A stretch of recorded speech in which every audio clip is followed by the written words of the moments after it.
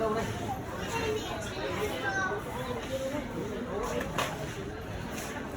đình là trứng mua chạy siêu nhân.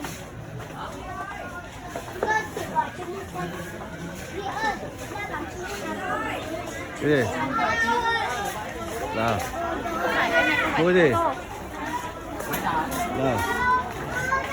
Thích gì? Dùng bút. Hả? Đây là bút. Bút là gì? Thích mua hả?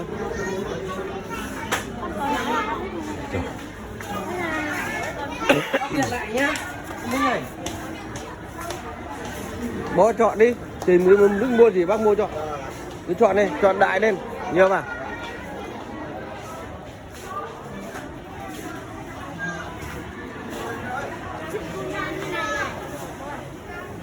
Cái gì?